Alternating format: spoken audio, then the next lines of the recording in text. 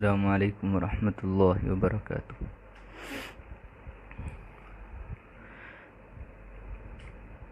جیسا کہ آپ سبھی حضرات آج عبادات کے اندر لگے ہوئے ہیں، جو کہ شب قدر تلاش کرنے کی رات ہے، جس کو 21ویں شب کہا جا رہا ہے، جو آج بعد نماز مغرب سے شروع ہوئی اور سبھی لوگ، میں امید کرتا ہوں کہ آج اس مبارک رات کے اندر عبادت میں مشغول ہوں گے، مصروف ہوں گے۔ جو حضرات نہیں بھی مشغول ہیں یا مصروف ہیں، ان سے میں درخواست کرتا ہوں کہ وہ اپنے وقت کو ادھر ادھر خارجی کسی دوسری چیزوں میں نہ لگا کر کے آج اس مبارک رات کے اندر شب قدر کو تلاش کرنے میں لگائیں، کیونکہ یہ مبارک گھڑیاں، یہ مبارک راتیں بار بار نہیں آیا کرتی ہیں، چنندہ راتیں ہوتی ہیں، جو کہ اس مبارک گھڑی کے ملنے کی امید جن کے اندر ہوتی ہے، انہی راتوں میں سے آج کی مبارک رات ہے، یعنی آج کی 21ویں شب، اور آج رمضان المبارک آخری عشرہ، نجات کا عشرہ، جس کے اندر اللہ تبارک و تعالی نے ہم اور آپ کی نجات کا وعدہ کیا ہے کہ آپ مجھ سے نجات مانگو تو میں آپ کو نجات دوں گا۔ تو اس لیے ہم دیگر دوسرے کاموں میں مصروف نہ ہو کر کے اپنے وقت کا ضیاع نہ کرتے ہوئے صرف اور صرف اپنے وقت کو آج رات عبادت کے اندر لگائیں، اور جو لوگ عبادت کر رہے ہیں ان سے بھی میں دعا کی درخواست کرتا ہوں، اس مہلک بیماری کے لیے جو پوری دنیا کے اندر وبا کی شکل اختیار کیے ہوئے ہے، اور اپنے لیے یعنی ناچیز کو بھی اپنی مخصوص دعا میں یاد رکھیں، تمام ہمارے متعلقین کو، متوسلین کو، محبین کو اپنی نیک دعاؤں میں یاد رکھیں۔ شب قدر چونکہ اس امت کی عمریں اتنی زیادہ تو ہوا نہیں کرتی، تو اس لیے اللہ تبارک و تعالی نے اس شب قدر کو اس امت کے لیے دیا ہے، اور یہ اس کی خاص ہم پر عنایات کہہ لیں، فضل و کرم کہہ لیں، کہ جو ہم کو یہ رات میسر ہوئی ہے، جس میں عبادت کرنے کا ثواب 1000 مہینے کی عبادت سے بھی زیادہ رکھا گیا ہے، لیکن اس رات کو پوشیدہ رکھا گیا ہے، اس رات کو چھپا کر کے رکھا گیا ہے تاکہ لوگ اس کو تلاش کریں۔ جو چیز نایاب ہوتی ہے، جو چیز سب سے الگ تھلگ ہوتی ہے، قیمتی ہوتی ہے، اس کی تلاش کے لیے انسان بہت محنتیں، مشقتیں کرتا ہے، تبھی اس کو اس کی اہمیت کا پتہ چلتا ہے۔ جس چیز کے لیے اس نے محنت مشقت نہ کی ہو، آسانی سے اس کو مل جائے، اس کی قدر بھی اس کو نہیں ہوتی ہے، تو اس لیے اس کو مخفی رکھا گیا ہے، اس کو پوشیدہ رکھا گیا ہے۔ تو اس کو تلاش کریں آج کی رات کے اندر، چونکہ اس کا جو ہے ثواب بھی اللہ تبارک و تعالی نے بہت زیادہ رکھا ہے۔ میں نے بتایا کہ اس رات میں عبادت کرنے والے کا ثواب اس ایک رات میں 1000 مہینے کی عبادت سے بھی زیادہ رکھا گیا ہے۔ اس کے لیے کوئی رات متعین نہیں کی ہے، اس کو پوشیدہ تو رکھا ہی گیا ہے، اور ساتھ ساتھ میں اس کے لیے کوئی تعین بھی نہیں ہے کہ فلاں رات کے اندر ہے، یا فلاں مہینے کے اندر ہے، یا فلاں سال کے اندر ہے، یا فلاں وقت کے اندر ہے، ایسا کچھ نہیں ہے، بلکہ اس کو کچھ راتیں بتا دی گئی ہیں، ان رات میں یہ نہیں بتایا کہ اس وقت ملے گا، اس وقت ملے گی، یا اس مہینے کی اس رات کو یہ عبادت کرنے سے مل ہی جائے گی، بلکہ یہ کہا کہ تلاش کریں۔ کیا کہا؟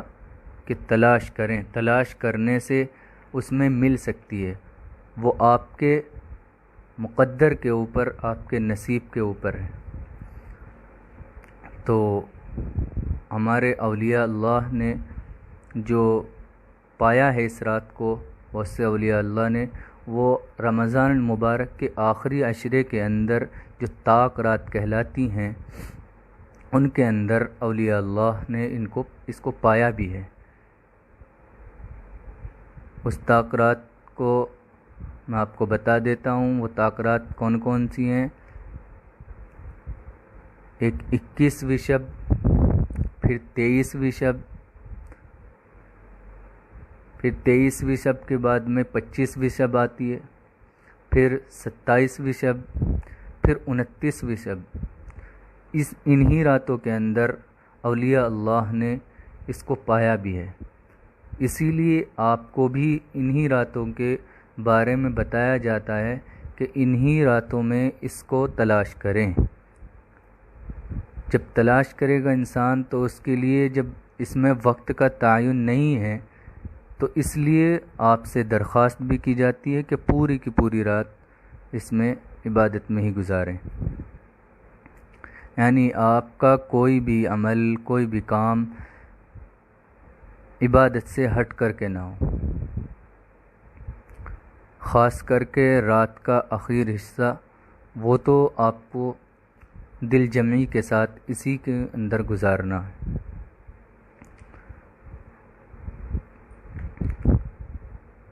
اور میں نے جیسے پہلے بھی آپ سے گزارش کی ہے کہ آپ اپنی عبادت کے درمیان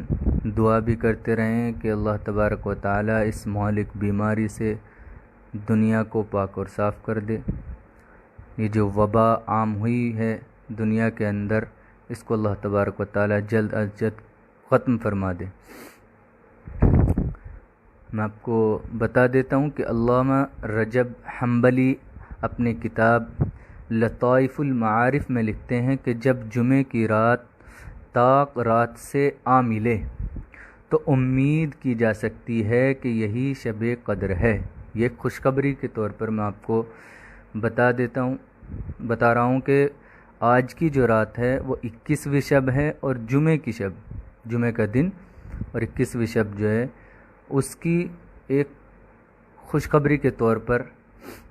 ایک بات میں مثال کے طور پر آپ کو بتا دیتا ہوں کہ علامہ رجب حنبلی اپنی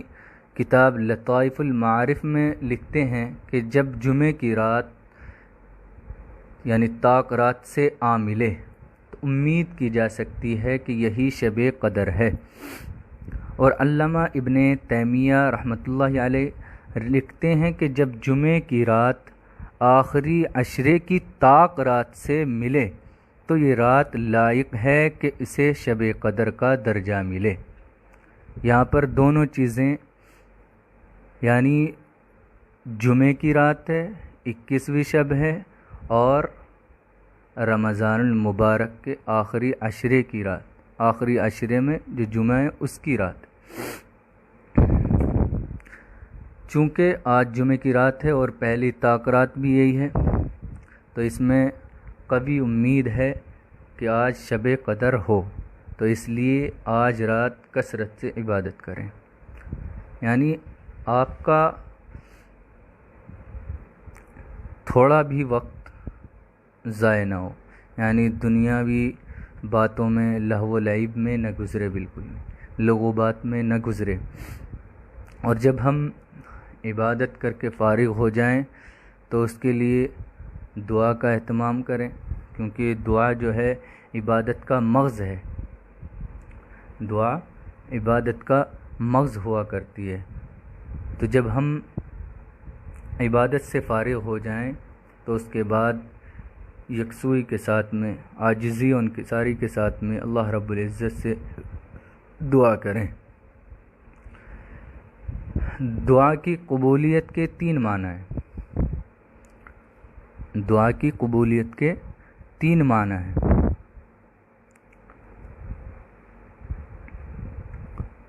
حدیث میں فرمایا گیا ہے کہ جب کوئی بندہ دعا مانگتا ہے تو اللہ تبارک و تعالی کبھی بعینہ وہی چیز عطا فرما دیتے ہیں، یعنی جو اس نے مانگا کبھی کبھی اللہ تبارک و تعالی وہی اس کو عطا کر دیتے ہیں جس کا اس نے سوال کیا ہے۔ کبھی وہ دعا اس شخص میں قبول نہیں ہوتی، لیکن اللہ تبارک و تعالی اس دعا کی برکت سے کسی آنے والی مصیبت کو ٹال دیتے ہیں۔ یعنی آپ نے مانگا تو کچھ تھا لیکن وہ دعا قبول نہیں ہوئی، آپ مایوس نہ ہوں۔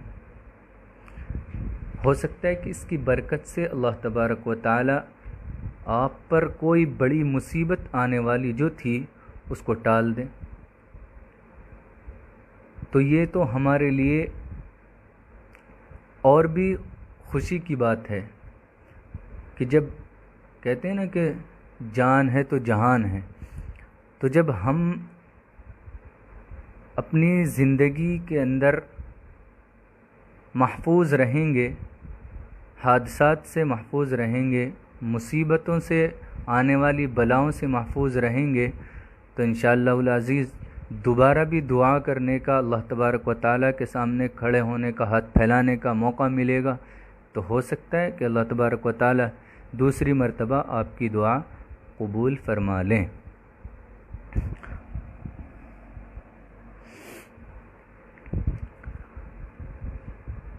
اور کبھی ایسا ہوتا ہے کہ دنیا میں اس کا بدلہ نہیں ملتا، یعنی انسان نے دنیاوی کسی غرض کے اعتبار سے، دنیاوی کسی چیز کے اعتبار سے اللہ تبارک و تعالیٰ سے اپنی دعا کے ذریعے سوال کیا، لیکن وہ اس کو نہیں ملا، تو اس کو یہ مایوسی ظاہر نہیں کرنی چاہیے، لوگوں سے نہ کہتا پھرے کہ میں نے اللہ تبارک و تعالیٰ سے سوال کیا تھا لیکن اللہ تبارک و تعالیٰ نے میری دعا نہیں سنی۔ اس طرح کی باتیں، اس طرح کے الفاظ اپنی زبان سے ادا نہ کرے، کیونکہ اللہ تبارک و تعالی آخرت میں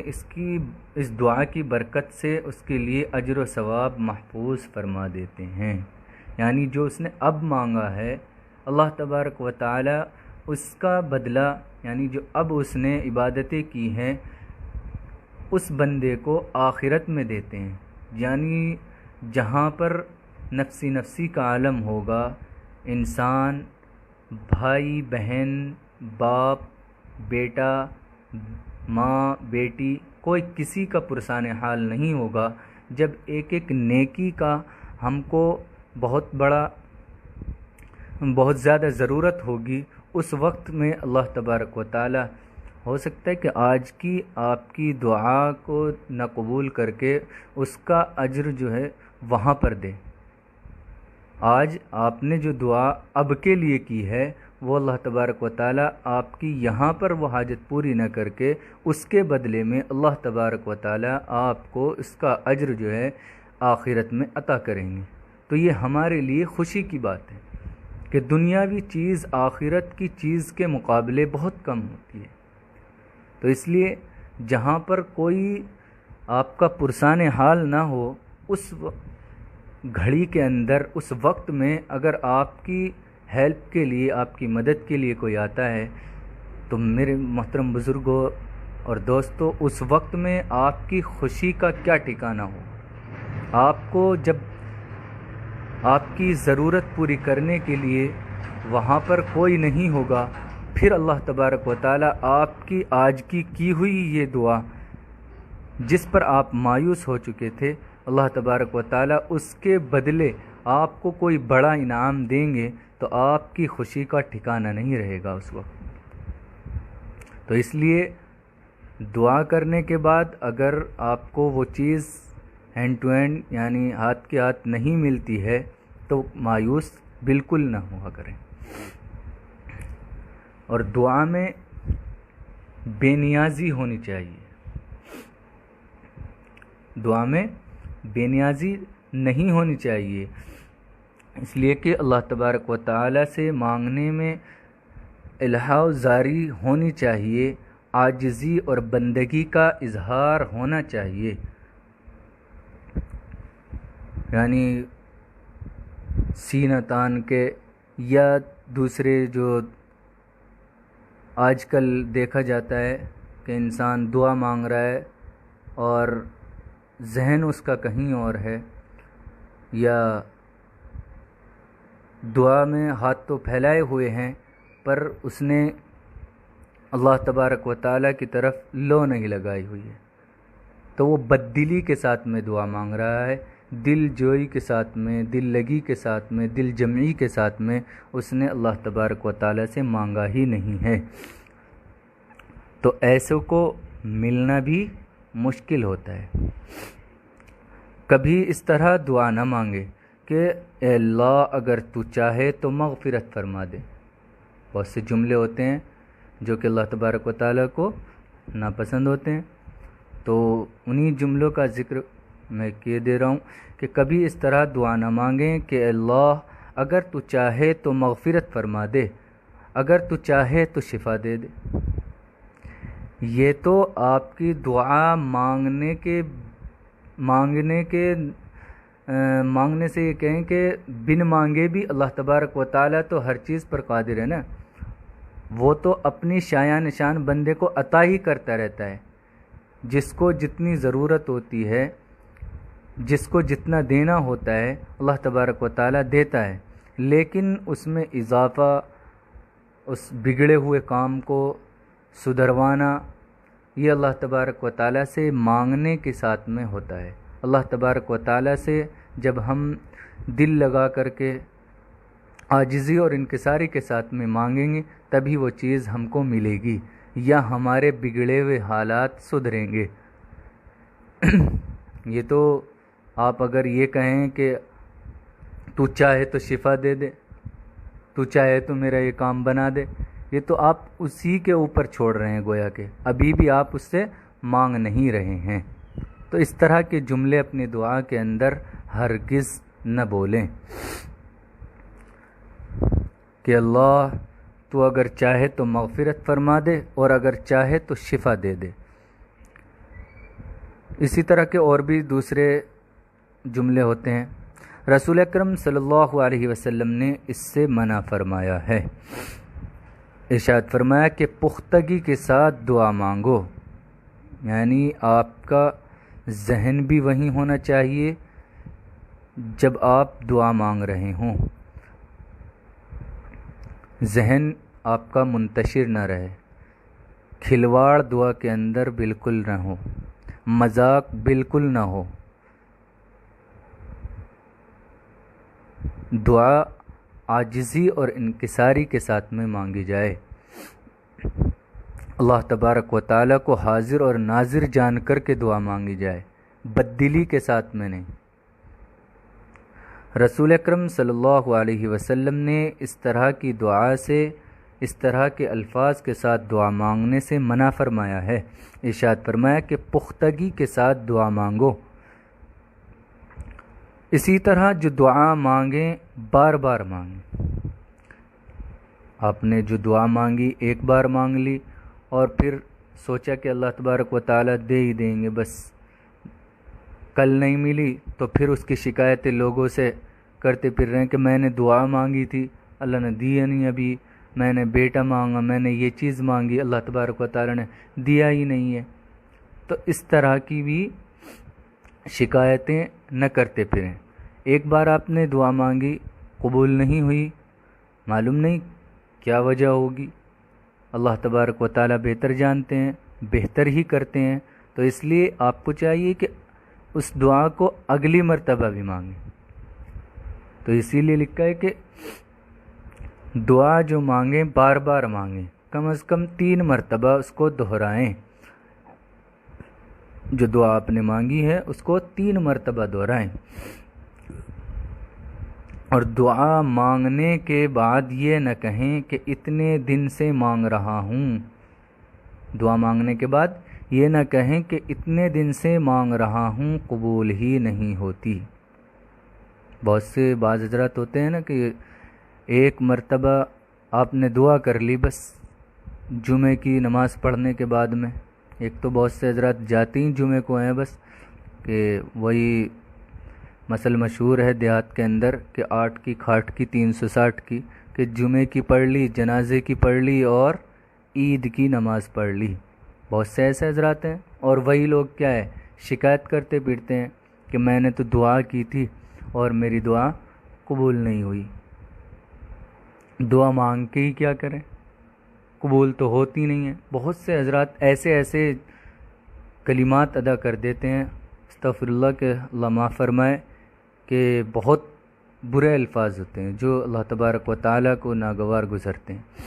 تو اس طرح کے دعا سے، اس طرح کے جملوں سے اپنے آپ کو باز رکھیں۔ یاد رکھیں کہ دعا میں ان لوگوں کا بھی حق ہوتا ہے جنہوں نے ہم پر کسی طرح کا احسان کیا ہے۔ دعا میں ان لوگوں کا بھی حق ہوتا ہے کہ جنہوں نے ہم پر کسی طرح کا کبھی بھی احسان کیا ہوگا، ان کا بھی ہم پر حق ہوتا ہے۔ وہ یہی نہیں کہ آپ کو کوئی چیز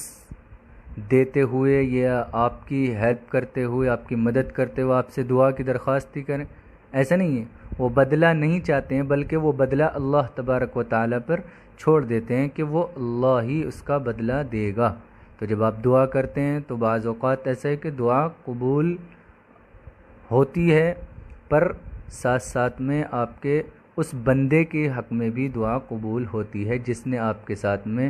حسن معاملہ کیا ہے، اچھا سلوک کیا ہے۔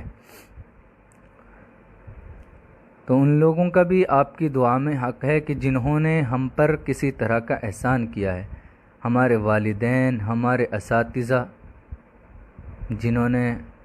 ہمارے لیے ہمارے بچپن کے اندر بہت بڑی بڑی مشقتیں اٹھائی ہیں، ان کا بھی بہت اس کے اندر حق ہے ہماری دعاؤں کے اندر، ہماری عبادتوں کے اندر، کہ ہم جو عبادت کر رہے ہیں، ہم جو اس لائق بنے ہوئے ہیں کہ آج عبادتیں کر رہے ہیں، تلاوتیں کر رہے ہیں، تو اس میں ہمارے اساتذہ کا بہت بڑا رول ہے۔ اگر انہوں نے ہمارے ساتھ میں محنتیں نہ کی ہوتی، انہوں نے ہمیں ہماری حالت کے مطابق چھوڑ دیا ہوتا اس وقت، تو آج ہم اس قابل نہ ہوتے۔ اللہ کا لاکھ لاکھ شکر اور اس کا احسان ہے کہ اللہ تبارک و تعالیٰ نے ہمیں اس قابل بنایا کہ ہم لوگوں کے لیے دعائیں کریں، دعائیں مغفرت کریں، تلاوت کریں، ان کو ثواب پہنچائے۔ تو اس لیے آپ کی دعاؤں کے اندر آپ کے اساتذہ کا اور آپ کے والدین کا بھی حق ہوتا ہے، آپ کے ان بھائیوں کا بھی حق ہوتا ہے، آپ کی ان بہنوں کا بھی حق ہوتا ہے جنہوں نے آپ کے تعلیمی دور کے اندر آپ کے ناز و نخرے برداشت کیے۔ بڑے بھائی ہوتے ہیں گھر کے اندر، بہنیں ہوتی ہیں، جب آپ پڑھ کر کے گھر سے آتے ہیں تو آپ کے جو پرانے کپڑے ہوتے ہیں پھٹے ہوئے یا بغیر دھلے ہوئے، یہ سب چیزیں آپ کی کون کرتا ہے؟ آپ کی گھر میں بہنیں، مائیں کرتی ہیں کہ ان کو دھونا، ان کو پھٹے ہوئے کو پیوند کاری کرنا، یہ سب کون کرتا ہے؟ آپ کی بہنیں کرتی ہیں۔ اور آپ کے وہ بھائی جو آپ کے حق میں ہر وقت دعائی کرتے رہتے تھے کہ میرا بھائی کسی قابل بن جائے، میرے بھائی کسی اچھے عہدے پر فائز ہو جائے، تو ان کا بھی آپ کی دعاؤں کے اندر حق ہوا کرتا ہے۔ تو اس میں بتایا کہ احسان کرنے والے کا بھی حق ہے، والدین کا بھی حق ہے، اور آپ کے اساتذہ کا بھی حق ہے، اور آپ کے بھائی بہن، ان کا بھی آپ کی دعاؤں کے اندر حق ہوا کرتا ہے۔ اور اسی طرح آپ کے محبین، متوسلین، ان سب کا بھی آپ کی دعاؤں کے اندر حق ہوا کرتا ہے۔ ہمارے بزرگ، ان کے حق میں بھی دعا مانگیں۔ درجہ بدرجہ جو جتنا قریبی تعلق والا ہے ان سب کے لیے دعا کریں، اور خدا کے حضور سب سے بہتر طریقہ دعا مانگنے کا جو ہے وہ گریہ وزاری ہے، کیونکہ ایک بہت پیارا سا واقعہ ہے، اس کو میں بہت اچھے انداز میں آپ کے سامنے پیش کروں گا کہ ایک بچہ اگر اپنی ماں سے بغاوت کر بیٹھے اور ماں تڑپ رہی ہے کہ یہ لڑکا کسی طریقے سے راستے پر آ جائے، دھیان لگا کر کے توجہ کے ساتھ سنیں، بہت دلچسپ اور سبق آموز واقعہ ہے کہ ایک بچہ اگر اپنی ماں سے بغاوت کر بیٹھے اور ماں تڑپ رہی ہے کہ بچہ یعنی یہ لڑکا کسی طریقے سے راستے پر آ جائے، اگر بچہ تھوڑی سی ندامت کے ساتھ، شرمندگی کے ساتھ سر جھکا کر آنسو بہاتا ہوا ماں کی طرف لپکے تو ماں کے اندر پیار کا سمندر امڑ آتا ہے اور وہ لپک کر اسے اپنے سینے سے لگا لیتی ہے۔ ماں کے دل کی محبت، اس محبت کا لاکھوں اور کروڑوں حصہ بھی نہیں ہے جو محبت اللہ تبارک و تعالیٰ کو اپنے اس بندے سے ہے، جو اللہ تبارک و تعالیٰ سے دعا مانگ رہا ہے، اس کے لیے عبادتیں کر رہا ہے، تلاوتیں کر رہا ہے، اللہ تبارک و تعالیٰ اس کی دعائیں، اس کی عبادتیں کیسے قبول نہیں کریں گے؟ ماں کا درجہ، ماں کے اندر جو محبت اللہ تبارک و تعالیٰ نے پیدا کی ہے وہی اس قدر گراں قدر ہے، تو جس نے اس ماں کے اندر یہ صفت پیدا کی ہے ممتا والی، تو اس احکم الحاکمین کے اندر بندے کے لیے کتنی محبت کا کتنا بڑا محبت کتنی زیادہ ہوگی اللہ تبارک و تعالیٰ کو اپنے بندے سے۔ اس محبت کو پیدا کرنے والے کے جو ہے پیدا کرنے والا اس بندے سے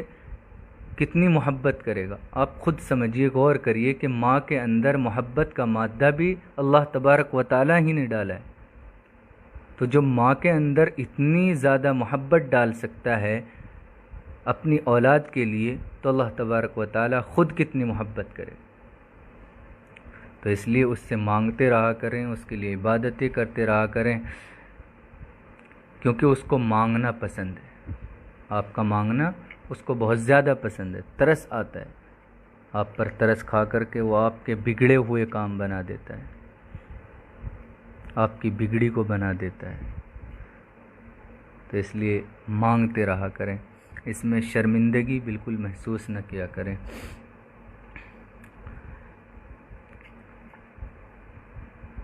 اس لیے جب گنہگار بندہ تھوڑی سی ندامت کے ساتھ اللہ تبارک و تعالیٰ کی طرف متوجہ ہوتا ہے تو اللہ تبارک و تعالیٰ کی رحمت و مغفرت اس کا لپک کر استقبال کرتی ہے۔ تو اس لیے اللہ تبارک و تعالیٰ سے عبادت کرنے کے بعد میں، اور خصوصاً آج رات کی عبادت کے بعد میں، بہت زیادہ عاجزی اور انکساری کے ساتھ گریہ وزاری کرتے ہوئے دعا کریں کہ اللہ تبارک و تعالی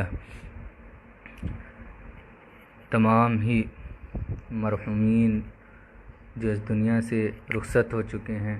ان کے حق میں بھی دعا کریں، اللہ تبارک و تعالی ان سب کی مغفرت فرمائے، جن کے بھی بھائی بہن یا ماں باپ یا رشتہ دار، اعز و اقارب، اساتذہ جو بھی اس دنیا سے رخصت ہو چکے ہیں، اور کبھی ان کے لیے بھی دعا کرتے رہیں، اللہ تبارک و تعالی ان سب کو جنت الفردوس میں اعلیٰ علیین مقام نصیب فرمائے، اور جو دنیا کے اندر بیمار ہیں ان سب کے لیے شفا کی دعا کریں، اللہ تبارک و تعالی ان سب کو شفا یاب فرمائے، شفا کاملہ عاجلہ دائمہ مستمرہ نصیب فرمائے۔ اور اسی طریقے سے جو بے اولاد ہیں ان کے لیے بھی خصوصی دعا کریں، اللہ تبارک و تعالی ان کو نیک صالح اولاد عطا فرمائے، اور جو صاحب اولاد ہیں ان کے لیے بھی دعا کریں، اللہ تبارک و تعالیٰ ان کی اولادوں کو کا مطیع و فرما بردار بنائے، اور اپنے لیے بھی دعا کریں اور تمام امت مسلمہ کے لیے دعا کریں، اللہ تبارک و تعالیٰ سبھی کو حج بیت اللہ کی